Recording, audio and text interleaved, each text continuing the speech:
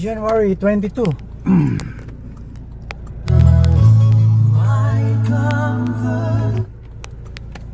2026. O, tingnan mo yung gate ko. Ha? Umiilaw yan. Pag-check kung gabi. Ang green. O, nakaikis yung red. Welcome to Hawaii. Wala ng red. Okay. God bless our day. In our words. Okay. Patuloy ang apostolic job. My shelter, tower of refuge and strength, let me bring all that I am, never cease to worship you. Wala na tayong gallery na ano, punong-puno eh. Hindi ko alam kung bakit napuno. Okay. Talagang masalimot ang mundo. Masalimot ang mundo. Ayan, naka-record yung isa. Ayan, nagre-record. Yan, ang topic natin ngayon, everything under the heat of the sun. Everything under the heat of the sun. Yeah. Yun lang naman ang contribute natin sa humanity. Simple as that. No more, no less. Okay? Yan. Pag may threat sa buhay natin, just pray. Pinapakinggan ko si Billy Graham.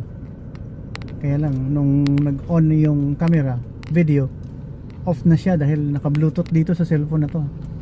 Nevertheless, mayroon tayong stereo na Dan Moen. Okay? Godly day to all of us, ha? Lahat ng mga neighbors natin, lahat ng mga kapatid. Sa akin, introduce ko lang naman si Hesus Kristo, yung tunay na ating Panginoon. Wag na yung iba. Wag na. Malilito lang tayo eh.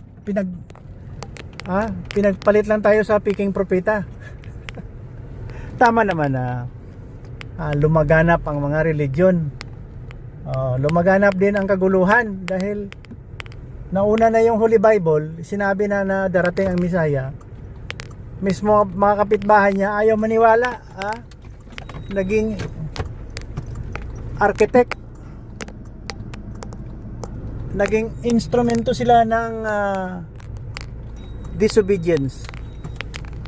Ayaw nilang maniwala na may nauna na sana sa kanilang propeta, si Isaiah. Sabi niya, darating na talaga ang Panginoon sa katawang tao. Kaya hindi naniwala. Yung iba doon, maging Romano o Jewish people, ayaw maniwala eh. Kaya magulo. If you will just obey the Holy Bible na siya na lahat, siya ng daan, wala sanang gulo. Nung namatay na si Hesus Kristo, siyempre buhay ngayon ha. Maniwala talaga akong buhay. Wala na akong business para i-promote ang kanyang kamatayan. Buhay na siya. Maliban na pinahirapan, ang business ko ngayon, buhay siya, living. Hindi siya dead. Wala siya sa kaba na inikot-ikutan. Wala, patay yun, patay. Noong namatay na si Hesus Kristo, bumalik sa langit, palagay natin nandito sa atin. Kaya lang sa stories, wala pa yung nagpapakilala siya ulit na bumalik na siya galing sa Ama.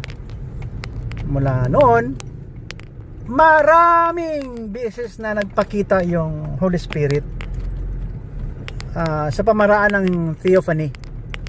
Isa na yung propeta galing Saudi, pinagkalat na sa kanya na ang mundo, siya nang susundin, pero may karahasan dahil inulit, pinalitan, binago ng mga scholars ng Islam. Totoo yun. Ako magsasabi. Kung may magsasabi sa akin, bakit ka ganun sir magsalita? Ang lupit mo naman. Lupit. Okay, tanong ko sa inyo, Anong wisdom na inibigay ng scholar sa inyo? Galing sa isang tao lang? Okay, kahit na sabihin mo pa totoo yung propeta na galing Saudi Arabia. Okay, dahil may theophany siya. Kaya lang, daw, warning, halos lahat ng nakatanggap ng theophany, mayroon silang sinasabi na makamundo na damdamin. Dahil susubukan ka ng Panginoon eh.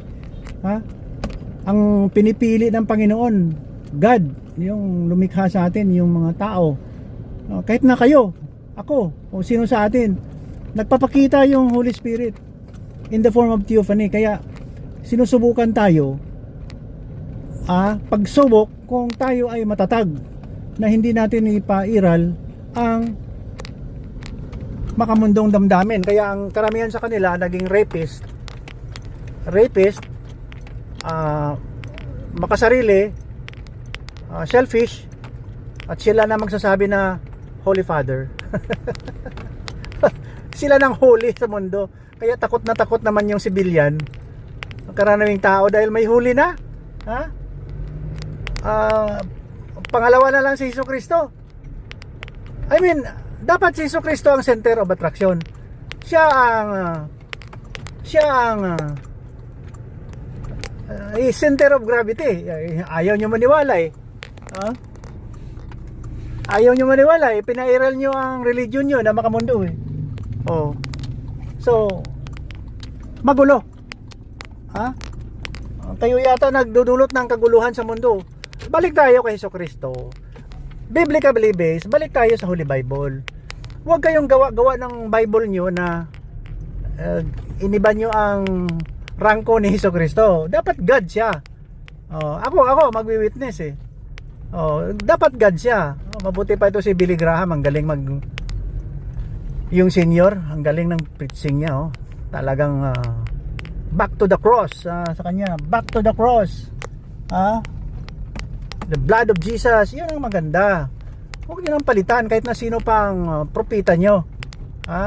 Maging Manalo ba yan, maging Kibuloy ba yan, sino pa. Dami eh. Jim Jones, yung sa ano yan, Mormons. Hallelujah.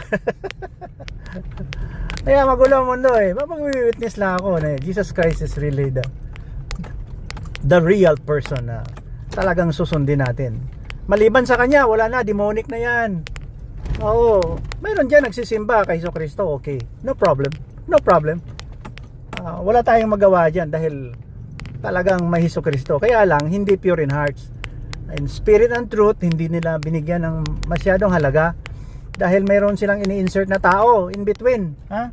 Marami dyan nagpapakita. Lahat ng mga nagpapakita ng mga Holy Spirit, o yung lahat na tao na nakatanggap ng Holy Spirit galing sa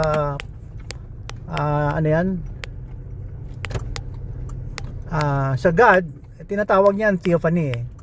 So ang nangyayari, binago ang narrative. Sila na, ang religion na nila ang nakaka-save. Pag pumasok ka doon sa kanila, langit na. Langit na. Tapos may kababalaghan ng mga ginagawa. Tao lang tayo, sir. Si Jesucristo nagpapatunay, humble siya eh. Nagpapatunay na siya lang eh. Binago natin eh. Stubborn tayo eh. Kunwari pa tayo. Kaya magulo. Kaya ako nagwi-witness eh. Nagwi-witness lang. Jesucristo lang, wala nang iba. Di ba? January 22, 2026. Yan. Bibili tayo ng pizza. Marites tayo doon, Marites. Okay, sandali. Okay.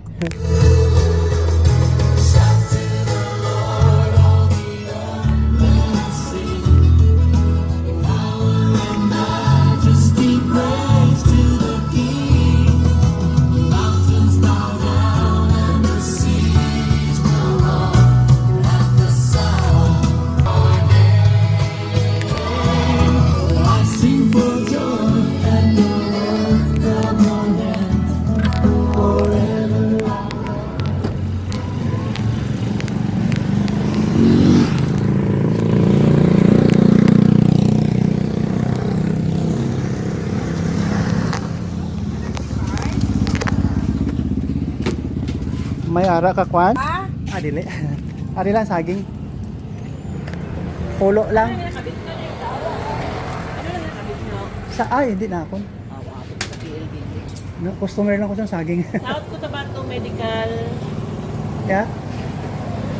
Saka saging. Pulo ka, bilog. Oh, try halo-halo. Pulo ka, saging. Magutod ka mo. Ay, ano pilido nyo, Dre? Ayan po. Sa gate. Tulayan? Okay. Nasa kulian, nasa kulian. Hindi mo na lang butangan sang Kalamay, pila ka bilog. wala kalamay, wala mantika. Pila ka bilog. Pulo. Seryoso ang pulo, Gid? Ha? Ang pulo, hindi magbutangan tanan Ay, kalamay. hindi lang, hindi lang. Naman. 1, 2, 3, 4, 5, 6, 7. Hindi ko kabisado ang ginalagay. Mas safety kami kung saging lang na may apoy. Okay. Kasi hindi natin alam, di ba? Na may halo doon o na-expose sa ano-ano. So dirty siya sa akin. Hindi sa clean. Ah, Para sure ako na hindi ako mapasukan ng dumi, plain na lang. i-advise mo yan sa tao. Na kung gusto nila, okay. Hindi man ako sure kung malinis yung ilalagay. Malinis yung pulo. Siyempre alam ko man, hindi naman, lahat naman, Oh, minsan, abot ko na punto mo. nung bumili ako dito the other day, Oh. may mantika, yun okay lang. Kasi gusto ko. Oo. Namimiss ko rin yung May margarine. star, kasi para ako tumangkad. Dr. Magan ako, yung ama.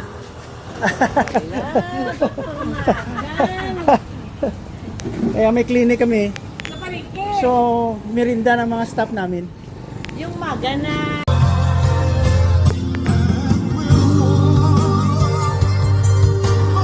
Yeah, good. Bumili tayo ng pizza. Pizzaging. Ayan oh. Ay, nag-usap kami eh. Yan, yung parang barbecue banana Q.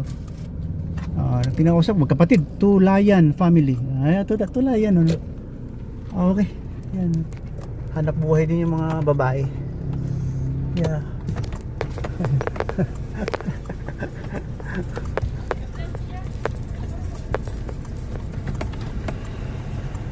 Sabi ko, tinakot ko sila. biro. Sabi ko, ayun, may kamera sa sasakyan. Naririnig tayo. Wala. Hindi naririnig. Wala akong gadget na pumapasok dito sa sa Insta. Hindi ko alam kung paano magpasok ng boses na from Bluetooth na microphone. Yan. Sabi ko, may kamera doon sa sasakyan ko. Lumingon din sila. Cute ano.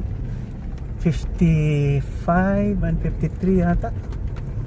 Medyo may mga edad na rin kami. Mahina na ako 67 plus Well, thank you. Dahil kahit papano buhay, ha? Buhay tayo. Nagbibigay tayo ng payo, magandang asal, at saka pag gusto niyo pera. Magagalit si Mrs. Ano ka ba? Sabi ko, ibinta natin yung mga lupa. Anong lupa? Diyan sa flower base. Payo, magandang ugali. Ano bang contribution mo sa humanity? What's your plan? Ito. Tanong ko sa inyo.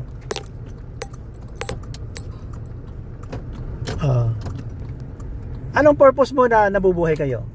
Okay, sige, sagot. Magtulong sa kapwa. Ganun ba? Ano pang purpose mo? Ano pa? Kunwari, ang purpose sa buhay is to serve God. Hindi yung magpayaman, bumili ng alahas, pumatay ng inosente dahil ayaw pumasok sa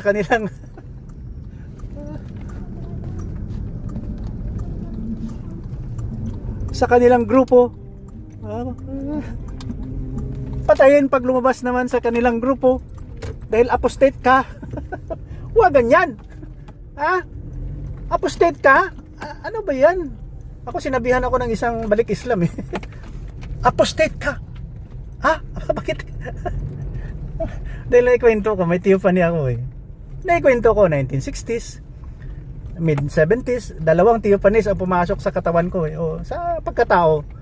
Nakakita ako ng image ganyan, bata pa, bumalik, 1975.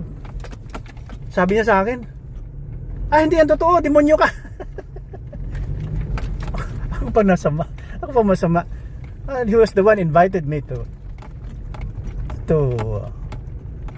such a conversation na naghahanap daw siya ng content, ano siya reporter siya ng Bombo Radio.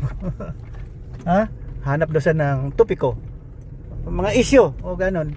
Ako naman mahilig naman akong ganyan nag-reflect ako kailangan natin yung mga issue pero sa magandang asal, sa ikabubuti ng mundo. Hindi i-divide mo ang mundo dahil may religion ka. Pinairal mo yung religion mo, di ba? You force the issue to them, wag na. Magsabi ka lang and then show yourself. You yourself is the testament.